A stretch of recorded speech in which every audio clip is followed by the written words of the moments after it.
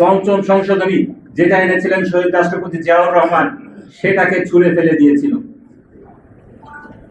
ত্রয়োদশ সংশোধনীর মাধ্যমে নির্বাচনী ব্যবস্থাকে সংস্কার করা হয়েছিল। সেই কেয়ারটেকার গভর্নমেন্টকে বাতিল করে ফ্যাসিবাদকে গেড়ে বসার সুযোগ করে দেওয়া হয়েছিল।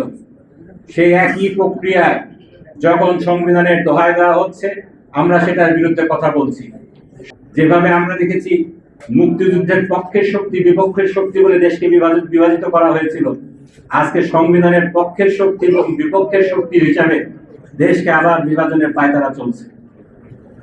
বলা হচ্ছে সংবিধানকে ছুঁড়ে ফেলার কথা বলে সংবিধানের বিপক্ষে অবস্থান নেওয়া হয়েছে।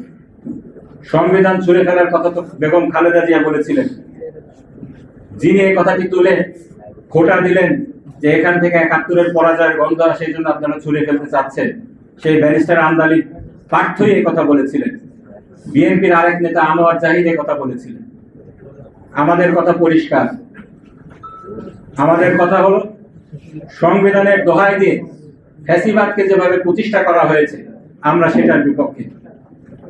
সংবিধানের দোহাই দিয়ে সেই ফ্যাসিবাদী সরকার তাদের মাস্টার মাইন্ড আদালতের কাঁধে বন্দুক রেখে সেই খায়রুল হক বহুদলীয় গণতন্ত্রের জন্য যে সংশোধনী আনা হয়েছিল, পঞ্চম সংশোধনী যেটা এনেছিলেন শহীদ রাষ্ট্রপতি জিয়াউর রহমান, সেটাকে ছুঁড়ে ফেলে দিয়েছিল।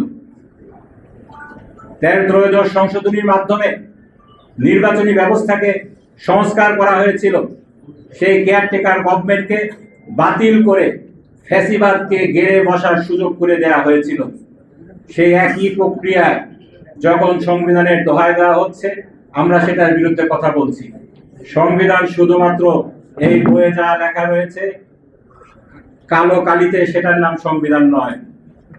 এটাকে যারা শুধুমাত্র এই বইয়ের মধ্যে সীমাবদ্ধ রাখে, তারা সাংবিধানিক যে আইনটা রয়েছে সেই আইনটা বুঝতে ব্যর্থ হয়েছে। বলা হয়েছে আবেগ দিয়ে চলে না, সংবিধান দিয়ে দেশ চলে। আমি বলেছিলাম জনগণের আবেগটা হলো সংবিধানের বাপ। এটা আমার কথা না, এটা এই সংবিধানের কথা। সংবিধানের ৭ম অনুচ্ছেদে কি লেখা হয়েছে?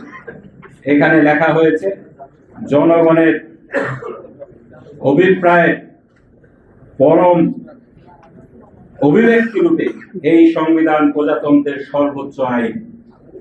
যদি জনগণের অভিপ্রায় এটার অভিব্যক্তি এই প্রজাতন্ত্রের সর্বোচ্চ আইন হয়ে থাকে, তাহলে জনগণের আবেগ অবশ্যই এই সংবিধানের বাপ। এই কথার স্বীকৃতি ত্রয়োদশ সংশোধনীর রায়ে বলা হয়েছে।